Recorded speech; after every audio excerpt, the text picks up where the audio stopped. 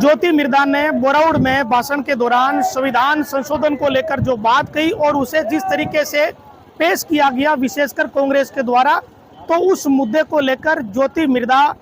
से हमने प्रतिक्रिया ली है। और ज्योति मिर्धा ने कहा कि जब कोई कांग्रेस के पास मुद्दा नहीं बचा तब इन चीज़ों को तोड़ मरोड़ कर ये बातें बनाई जा रही है और बिना बात का एक तरीके से ये बतंगड़ बनाया जा रहा है। अभी सतेरण में एक सभा हुई है, उस सभा के आप नज़ारे देख सकते हो कि बीजेपी की जो प्रत्याशी है उन्होंने सभा करी है ज्योति मिर्धा ने और अपनी बात भाषण के जरिए यहाँ की पब्लिक को बताई है। यहाँ की पब्लिक ने कुछ चीज़ें भी कही अपने स्तर पर, जैसे पानी की समस्या है या जो स्थानीय जो लोकल मुद्दे हैं उनका जिक्र किया। लेकिन विशेष बात यह है कि पिछले 2-3 दिनों से,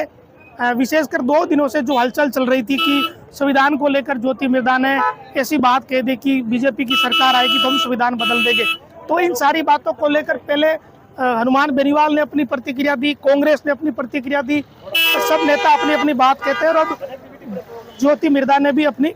प्रतिक्रिया दे दी। तो मोटे तौर पर कह सकते हैं कि सभी नेताओं की प्रतिक्रियाएं आ चुकी है और अलग अलग नेता अपनी अलग अलग तरह से बात अपनी रख रहे हैं। कईयों का कहना है कि बीजेपी जब 400 सीट आएगी तो संविधान बदल देगी,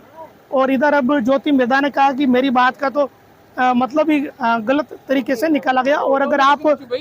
भाषण जाकर सुन लोगे तो आपको समझ आ जाएगा। ये बात ज्योति मिर्धा की तरफ से कही गई है। और आज जो नागौर विधानसभा क्षेत्र का ग्रामीण क्षेत्र है, विशेषकर छिल्ला, मुंडासर, सतेरण, ये जो इलाका है, इसके बाद अलाय, श्री बालाजी, इन गाँवों में सभाओं का कार्यक्रम है। तो ज्योति मिर्धा की प्रतिक्रिया हमने विशेषकर इसी मुद्दे पर ली है और कुछ और मुद्दों पर भी उन्होंने अपनी प्रतिक्रिया दी है और इन सारी प्रतिक्रियाओं को एक वीडियो के साथ अपलोड करेंगे, आप देखना तो पता चलेगा कि ज्योति मिर्धा ने